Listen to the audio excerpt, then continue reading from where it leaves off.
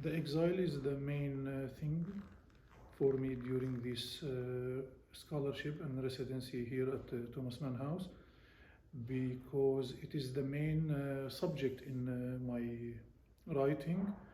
And for me, the exile is like a space-time where you find yourself in the parallel.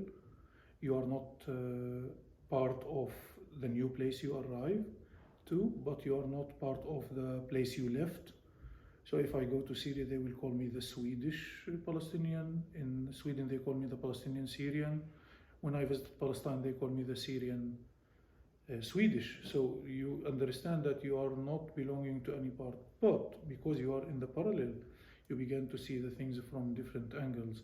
And this is what we need in literature.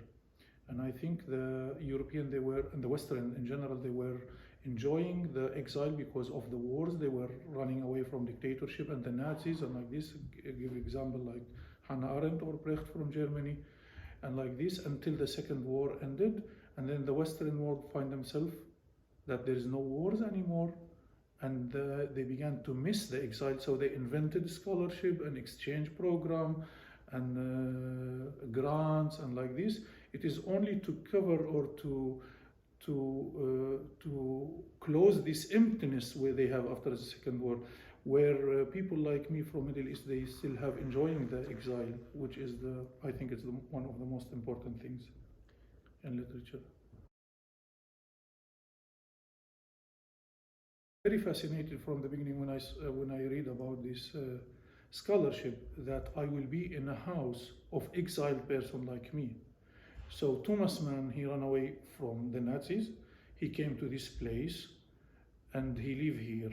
I ran away from the Syrian dictatorship in 2008. I ended in Sweden and then now in Berlin, to have exactly the same, like in a way we share something. We run away from a dictatorship, from totalitarian, and we seek for the peaceful place and the freedom to come right.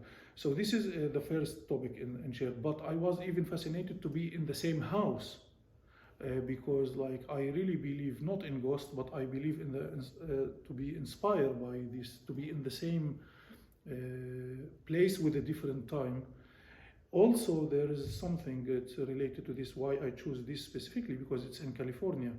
And California, it's Syria, but in this part of the world. So San Francisco and Aleppo, they are on the same line. Los Angeles and Damascus in the same line. So this area of California from San Francisco to Los Angeles, it's Syria, from Aleppo to Damascus. And both Syria and California look to the sea from the west side. So the atmosphere, it is really 100% Syrian, like the weather, everything. So I gain, as we say in Arabic, I gain two birds in one stone, that I am in the house of a person who was in the exile. In the same time, I'm not able to be in Syria, but there's one place in this planet is really have the Syrian weather and the Syrian atmosphere is this area of California.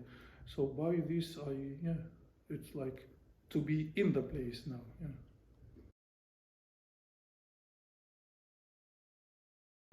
Like I want to be able to finish my book, and this is the dream of every writer, and specifically for poets because it's more tricky. As a poet, you don't know exactly the structure of your book, because like if you are a historian or a novelist, you know the story, you know the things you. But for a poet, I'm working about the exile, but the exile is my life. So like to be in exile is my life. This is the only thing I know. I born Palestinian, without country, stateless, and